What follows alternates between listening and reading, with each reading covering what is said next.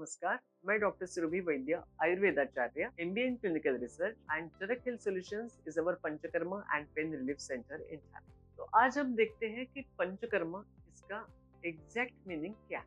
बहुत से लोग हमें आके पूछते हैं कि पंचकर्मा में क्या क्या होता है, क्योंकि पेशेंट्स को मसाज और शिरोधारा ये ही आयुर्वेदिक ट्रीटमेंट ज्यादातर मालूम है और ये दोनों भी पंचकर्मा में नहीं आते। Panchakarma, as the name suggests, consists of 5 main treatments like Vaman, विरेचन, Basti, नस्य and रक्तमोक्ष। हमारे शरीर के जो भी द्वार है उन सब के थ्रू क्लींजिंग करना, cleaning process is called as panchakarma. जैसे वमन है, वमन ये सबसे पहला पंचकर्मा है और उसमें जो दूषित कफ होता है उसे निकालने के लिए ये प्रोसीजर किया जाता है। साल में एक ही बार आप वमन कर सकते हैं। हम जो यहाँ पे करते हैं it is called as classical vaman. सद्यो वमन भी हम कभी कभी करते हैं but it is in the case of emergency. जो क्लासिकल वमन रहता है उसके लिए है स्नेहन स्वेदन 5 दिन करना पड़ता है। स्नेहन स्वेदन यानी full body massage, full body steam, ये पूर्व कर्म है ये वमन कर्म के। उसमें एक घी पिलाया जाता है। It is in increasing dose, जैसे पहले दिन 10 ml, फिर 20 ml, फिर 40, फिर 60, ऐसे करके उसका डोज बढ़ाते हैं। तो दोष उत्क्लेश हो जाता है। जो भी कफदोष हमारे बॉडी में इधर उधर अटका पड़ा है वो सब इन क्रियाओं की वजह से हमारे पेट में आने लगता है। और 5th डे पे या 6th डे पे जैसे कि दोष उत्क्लेश हो जाता है तो हम उसको वमन करके जो पेट के अंदर कफ है, दूषित कफ है, जो भी गंदगी है वो सब निकाल देते हैं। तो रूमेटॉइड आर्थराइटिस में इसका बहुत अच्छा फायदा होता है।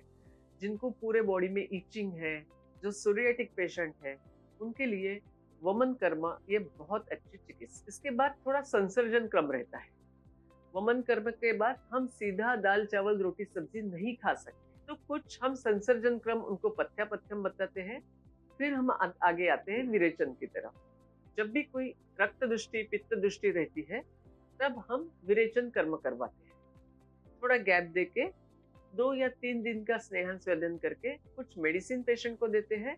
उससे स्ट्रॉन्ग परगेशन होता है एंड फूड पाइप से लेके एनस मसल तक पूरा क्लींजिंग हो जाता है। तो ये क्रिया विरेचन कहलाती है। फिर आती है बस्ती चिकित्सा। बस्ती इज नाभि के नीचे जो भाग है हमारा लार्ज इंटेस्टाइन, स्मॉल इंटेस्टाइन, ये जो है वो क्लींजिंग करने के लिए बस्ती सबसे श्रेष्ठ बताया गया है। अपान वायु का जो कार्य क्षेत्र है वो बस्ती एरिया कहलाता है और अपान वायु को शांत करने के लिए बस्ती चिकित्सा दी जाती है। जैसे कि डाइजेशन है, गैस निकलना है, ये सब चीजें अपान वायु का कार्य क्षेत्र है।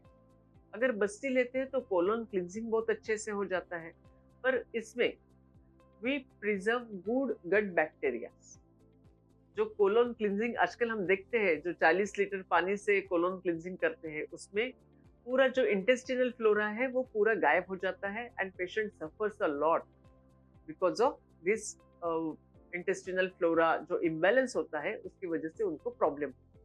हम जो बस्ती देते हैं उसमें सेंधव रहता है, हनी है, कल्क है, कुछ मेडिसिन है, तो उससे जो गुड गट बैक्टीरिया है वो उधर ही रहते हैं एंड जो उपद्रव स्वरूप देते हैं, जो बैड बैक्टीरियाज रहते हैं, जो इंटेस्टिनल फ्लोरा हमें नहीं चाहिए, वैसे बैक्टीरिया सब चले जाते हैं। इसका हमें 7 दिन क्रम करना पड़ता है। मात्रा बस्ती, फिर काले बस्ती रहता है। तो it depends on the severity of the patient disease.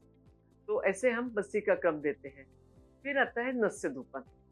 हमारा जो नेजोफेरेंजियल ट्रैक है, जो कोविड के टाइम बहुत फेमस हुआ था, नेजल के पीछे वाला हिस्सा, उधर ट्रीट करने के लिए this is the best treatment. नाक में से हम दवाई डालते हैं और धूपन भी देते हैं। तो ये ट्रैक, साइनसेस, माइग्रेन, ये व्याधि अच्छे करने के लिए इसका बहुत अच्छा उपयोग होता है। और सबसे लास्ट आता है रक्तमोक्ष। जितने भी विविध प्रकार के स्किन डिसीजेस है, हाइपरटेंशन है, रक्त दृष्टि है, उनमें हम आइदर लीचेस लगाते हैं या फिर सीरावेद करते हैं। यानी जो सिरिंज, जैसे हम ब्लड टेस्ट करने के लिए देते हैं ना, वैसे ही उसी प्रकार से हम यहाँ से सिरिंज से ब्लड निकाल के लेते हैं। तो ये हो गए प्रॉपर क्लासिकल पंचकर्मा। इससे अलग जो ट्रीटमेंट है दोज आर रिलैक्सिंग ट्रीटमेंट, जैसे कि शिरोधारा है, फुट रिफ्लेक्सियोलॉजी है, पादाभ्यंग है, या फिर हेड मसाज है, चक्रधारा है, ये सब रिलैक्सिंग में आता है। Panchakarma is only for detox, और उसका भी क्राइटेरिया रहता है। जो 60 के ऊपर है उन्हें हम सिर्फ बस्ती दे सकते हैं, नस्य धूपन दे सकते हैं, उनका वमन और विरेचन नहीं करना है, ऐसा शास्त्र में बताया गया है। जो अति कृश पेशेंट रहते हैं उन्हें हमें पंचकर्मा नहीं करना है, उन्हें ब्रूहण चिकित्सा देना है। तो अगर आप पंचकर्मा में इंटरेस्टेड है तो आपके प्रकृति के अनुसार कौन सा पंचकर्मा आपको चलेगा, या आपको वैद्य से मिलके ही डिसाइड करना है।